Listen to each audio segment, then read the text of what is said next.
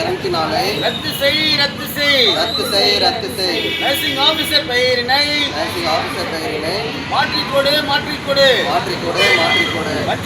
வஞ்சிக்காதே செவிலியர்களை வஞ்சிக்காதே 3 நாட்களாக போராடும் செவிலியர்களை வஞ்சிக்காதே நீதி வழங்கு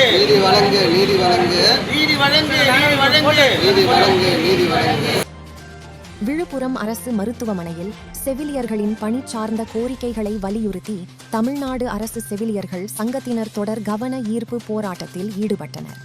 மறுபணியமர்த்தல் உள்ளிட்ட கோரிக்கைகளை அரசு உடனடியாக நிறைவேற்ற வேண்டும் என செவிலியர்கள் வலியுறுத்தினர். ஆனால் இந்த கவர்மெண்ட் என்ன சொல்லியிருக்குன்னா, பொது நோயாளிகள் பாதிக்கிறாங்க, நோயற்ற வாழ்வே குறைவற்ற செல்வம் நம்ம சொல்கிறோம். ஆனால் நோயாளிகள் இவ்வளோ பேர் கஷ்டப்படும் போது புது வேக்கன்சி கிரியேட் பண்ணாமல் தேவையில்லாமல் எங்கெங்கேயோ இருக்கிற சாஃப்ட்னஸ் தூக்கி கிருஷ்ணகிரி தூக்கி சென்னையில் போடுறது, நீலகிரிகளை தூக்கி செங்கல்பட்டில் போடுறது, இந்த மாதிரி போடும்போது ஒரு குடும்ப வாழ்வாதாரம் பாதிக்கப்படுகிறது. ஏன்னு பார்த்தீங்கன்னா குழந்தைகள், அவங்க வீட்டு கணவர், மக்கள் எல்லாமே அவங்களுடைய ஒரு உணவுடைய இருப்பிடன்ற மாதிரி அவங்க 3 விஷயத்துக்கும் ஒரு அடிப்படை தேவைக்கு ரொம்ப கஷ்டப்படுறாங்க. இந்த அரசானது கொஞ்சம் கூட செவி சாய்க்காமல் சட்டமன்ற பேரவை நடந்திருக்கின்ற வேலையில் இதை பற்றி அவர்கள் கண்டுகொள்ளவில்லை என்றால் மிகப்பெரிய போராட்டம் அடுத்த வாரம் நாங்கள் சென்னை தலைமைச் செயலகத்தில் எடுப்போம். இன்னொன்று விஷயம், முக்கியமான விஷயம் நாங்கள் பதிவு பண்ணியிருக்கோம்.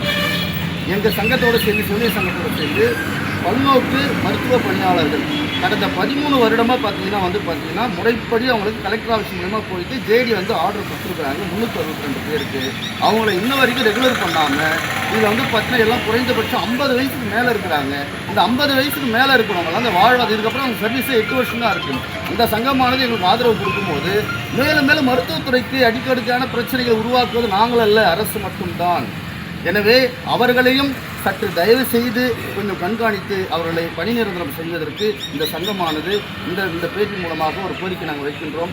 ஏனென்று சொன்னால் நிறைய பேர் பார்த்தீங்கன்னா ஊனமுற்றோராக இருக்கிறாங்க. 53, 54 வயசுங்களெல்லாம் பாருங்கள், வயசானவங்க இவங்களாம் இதுக்கப்புறம் ரெகுலர் ஆகிட்டு பென்ஷன் கூட தகுதி இல்லாத மனிதர்களாக இருக்கிறாங்க. அதனால் ஒவ்வொரு சங்கமும் செவிலியர் சங்கத்துக்கு பார்த்தீங்கன்னா நல்ல ஒரு சிறப்பான ஒரு வரவேற்பும் சிறப்பான ஒரு சப்போர்ட் எங்களுக்கு கிடைச்சிட்டு. இது அரசானது உடனடியாக செவிசாய்த்து இந்த 3 அம்ச கோரிக்கையை நிறைவேற்றபடி பணியுடன் கேட்டுக்கொள்கின்றோம். நன்றி.